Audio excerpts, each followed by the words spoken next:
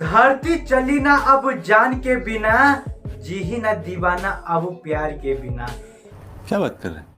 जी हाँ भैया, मनी मिराज के तगड़ा गाना आ गेल बा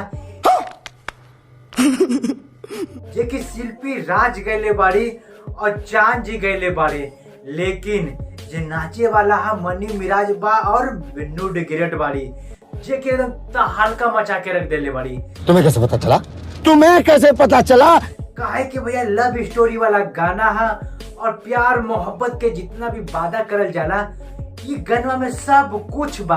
बड़ी अच्छी बात कही आप। जे ना बा वो गनवा में पूरा कर देले बा और वो पूरा नहीं के होल बा तो वीडियो पूरा कर देले बा। भैया भैया राजस्थान के वीडियो है एकदम का एकदम कॉस्ट्यूम हर चीज एकरा में भैया हो, हर लोकेशन एकरा में अच्छा भैया हो, हर चीज एकदम का एकदम मनी मिराज एकदम गजब एकदम डांस के लिए बारे और गजब गजब बतिया के लिए बारे। और भैया बिन्नू डिग्रेट कहा ताड़ी तोहरा से दिलवा न रिश्ता न टूटी जब तक मोहब्बत रही कहीं न छूटी। और भैया आगे कहले केहू जुदा न करी भगवान के बिना, भगवान चाहिए तभी जुदा हो सके तारे, लेकिन ऐसे जुदा कोई नहीं के कर सकेला हम दोनों के बैगन।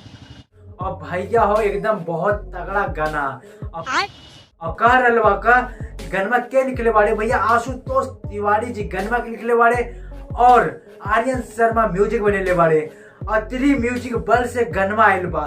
और लोकेशन तो बात हो गई बा भैया का उड़ के सवारी करल बाड़े और हर लोकेशन मतलब और खेसारी लाल यादव पवन सिंह भैया ये गनमा में फीका पड़ जाइए काहे कि कितना दर्द भरा गाना है। चल झूठा।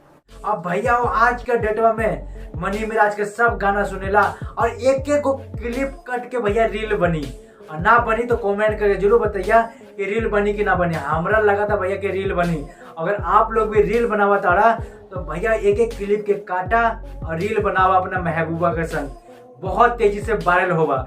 और भैया आगे कहा तारी बिन्नू डिग्रेट साथ जिएंगे साथ मरेंगे जब तक जिएंगे मोहब्बत करेंगे। भैया हो मनी मिराज भी कहते हैं हमें पूरा आप पे आशा है। और भैया बिन्नू डिग्रेट लास्ट में ये कह देती है हाँ मैं मौसम के तरह नहीं बदलूंगी, तो वही मनी मिराज कहते हैं मुझे तुम पे पूरा भरोसा है करे जा तो बिल्कुल ना बदलबू। भैया बहुत अच्छा गाना है एकदम तगड़ा गाना अलग अंदाज के गाना जाके सुनिए। हमरो प्यार मोहब्बत दी भोजपुरिया समाज जिंदाबाद हो भैया। नया वाणी चैनल लाइक सब्सक्राइब करके जाएंगे।